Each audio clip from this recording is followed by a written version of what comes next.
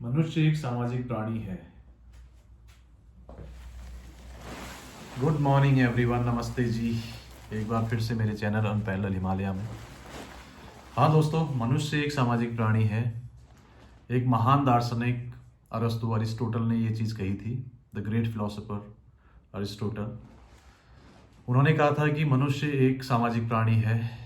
और वाकई में हम सब लोग सामाजिक प्राणी हैं, क्योंकि हम सब लोगों से मिलकर ही समाज बनता है और हम समाज का निर्धारण करते हैं। इस समाज से कई विशेष लोग आगे आते हैं, जिनको देखकर हम लोग उनसे सीखते हैं और इंस्पायर होते हैं और उनको फॉलो करते हैं। आज का मेरा विषय काफ़ी संवेदनशील और बहुत ज़रूरी भी है इस चीज़ को बात करना और डिस्कस करना। आज का जो विषय है वो एक सीरियल पे है और एक प्रोग्राम पे है जो कि यूट्यूब में चल रहा था। अभी उसे बंद कर दिया गया है, जिसका नाम है इंडिया गॉट लेटेंट।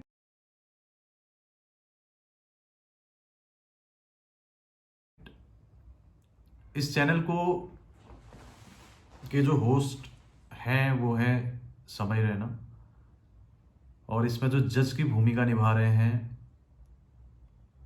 उसमें हैं अपूर्वा मखीजा, आशीष चंचलानी और जसप्रीत सिंह।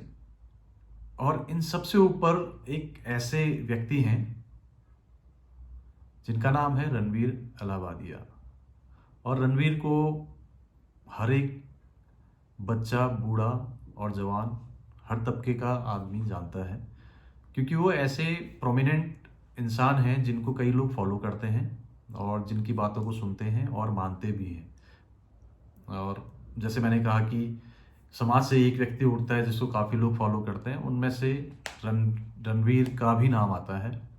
और इन्होंने काफ़ी कम उम्र में काफ़ी अच्छी उपलब्धियां प्राप्त कर ली और काफ़ी प्रोमिनेंट है। लेकिन समझने वाली बात यह है दोस्तों कि जिस तरह का उनका रूप यूट्यूब में जब पॉडकास्ट करते हैं और जिस तरह के लोगों को वो बुलाते हैं, चाहे वो बड़े बड़े पॉलिटिशियन हैं या वो एक्टर्स हैं या वो स्पिरिचुअल गुरुज हैं, तो इन सब को देख के ऐसा लगता है कि हाँ, इनका जो माइंडसेट है या इनका जो व्यक्तित्व है वो काफ़ी अच्छा है।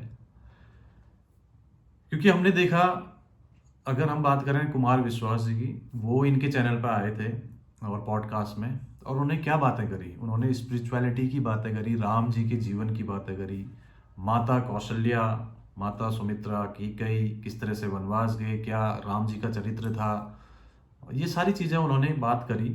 तो उससे क्या मिलता है, उन पॉडकास्ट को देख के हम लोग भी कुछ सीखते हैं और जो हमारी पीछे नई जनरेशन है वो भी कुछ अच्छा सीखती है।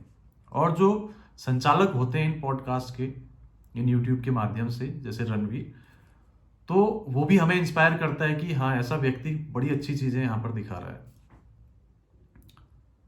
परंतु जिस तरह के शब्द उन्होंने इंडिया गॉट लेटेंट में बोले, वो बड़े भद्दे, छिछोरे और दिल में घाव कर देने वाले हैं।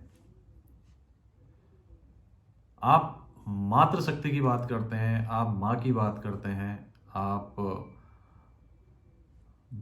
माँ दुर्गा की बात करते हैं और आप भारत माता की बात करते हैं, परंतु आपके जिस तरह के शब्द थे रणवीर के इस प्रोग्राम में, वो बहुत ही अश्लील और अभद्र थे, जिनको मुझे नहीं लगता है कि कोई भी व्यक्ति सहमत होगा।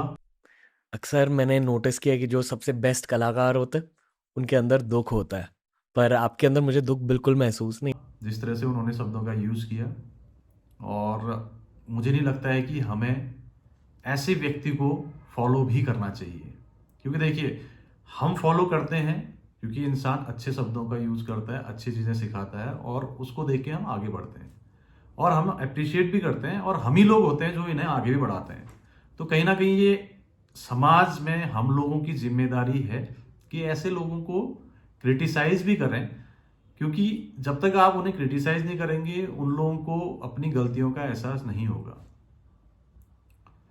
आज मैं अगर खुद की बात बताऊं, फैमिली में हमारे बच्चे हैं, वो इनको फॉलो करते हैं क्योंकि वो अच्छे अच्छे पॉडकास्ट करवाते हैं।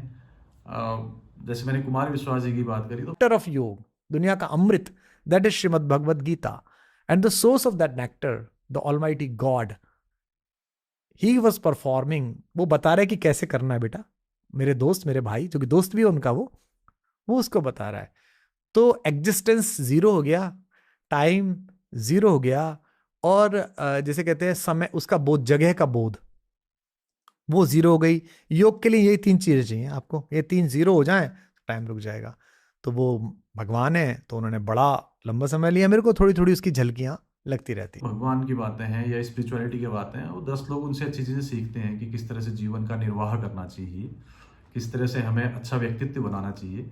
लेकिन उसी के साइड अगर इस तरह से रणवीर किसी एक प्रोग्राम में इस तरह के शब्दों का यूज़ करेंगे तो वही बच्चे फिर उनसे क्या इस तरह से इंस्पायर होंगे और इस तरह से फिर वो भी सीखेंगे, क्योंकि वो इन बच्चों के काइंड ऑफ हीरो भी हैं।